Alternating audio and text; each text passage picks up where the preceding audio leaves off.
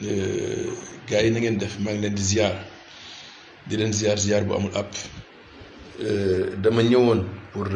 wax leen ci panel bi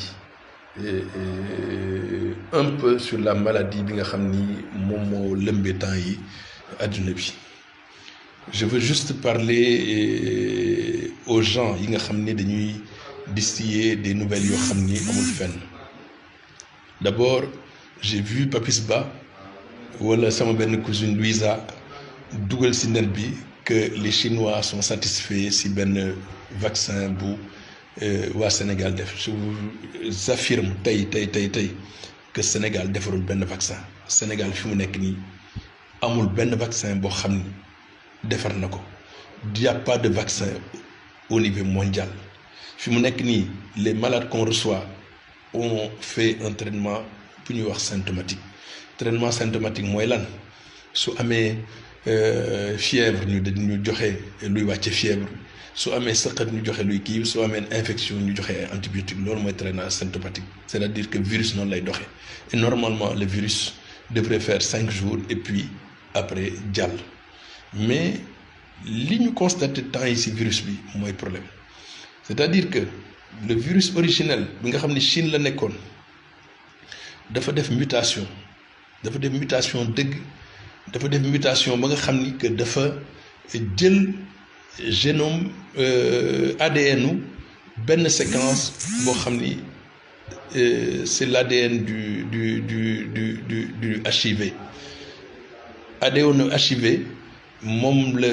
incorporé ci kii donc dañ koy woowee corona xam nga lu tax ñu koy woowee corona c'est que corona c'est la couronne bi koy protégé boo xam ni ça lui permet de faire ces mutations et ce virus là est 10 fois plus virulent que le virus originel qui était en Chine. Donc qu'est-ce qu'il faut faire? Ce qu'il faut faire li ma leen di ñaan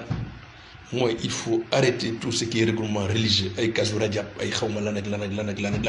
kenn gënuma murite kenn gënuma nekk jullit mais il faut arrêter tout ce qui est regroupement religieux mes amis. Il faut arrêter tout ce qui est contact su fekkee mun ngeen ko ba mun leen bañ a dugg les transports en commun de grâce su ngeen yegsee lavez-vous les mains. Laver les mains nag ça ne se limite pas seulement à se laver les mains. Il faut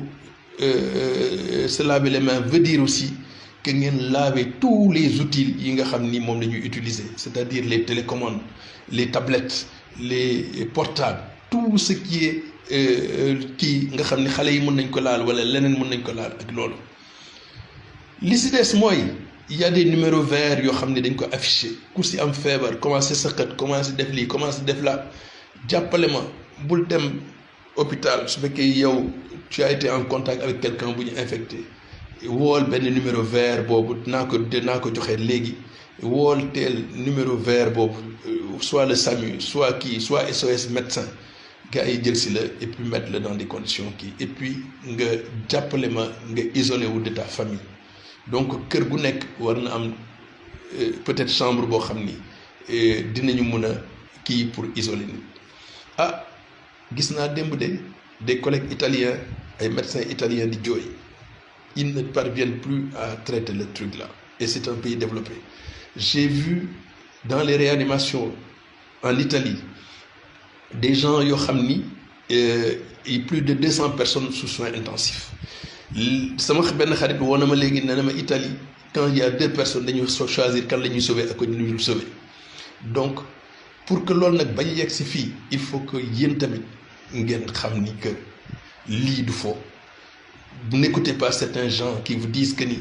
lii ay fo la lii ay xaw la on fait trop de tintamarre ak yooyu. Mieux vaut faire trop de tintamarre que de faire que man benn jour nit dafa ma ni woon su nit di fo di wax damay lab nga dem sauver ko moo gën au lieu de passer toute ta vie à le regretter. Ñun nag wax la ñu mun donc ñoo ngi wax ak yéen il faut aussi que ngeen jàppale ñu lii ñuy wax as tuuti que ngeen jàppale ñu ngeen commencé ko def. Donc fii laa yem ak yéen pour le moment dinaa indi yeneen information mais s'il vous plaît arrêtez yëfu dof yi ñuy kii di wax ay soo defee saabu sa bopp ay soo naanee laaj ay soo naa ne lii c'est pas vrai jàppale leen ma s'il vous plaît ah je suis médecin je suis assermenté j'ai des informations peut-être que kenn amul ak ñeneen ñi amul donc s'il vous plaît jàppale leen ñu jàppale leen parce que ñaanuma de lii propagé wu fi déjà famille yu Moodu bi nekkoon fële Moodu bi il a pris un taxi allo taxi bi muy dem Touba aéroport la wàcc di jël allo taxi bi mu demee contaminé na 6 personnes les autres personnes yi nekkoon en contact moom ñu ngi leen def quarantaine ñu ni ñoom amuñu dara amuñu pour mettre leen quarantaine alors que fi mu nekk nii ils sont potentiellement transmissibles ils peuvent transmettre le virus s'il vous plaît man maa leen ñaan et franchement je prends mon visage le plus ferme pour vous dire que ce truc là est grave il faut ñu moytu moi j'ai peur pour nous j'ai peur pour nos enfants maa ngi sant nag Vla c'est lui qui m'a donné cette idée en me disant de parler et franchement j'ai parlé merci beaucoup à bientôt je ferai encore beneen communiqué merci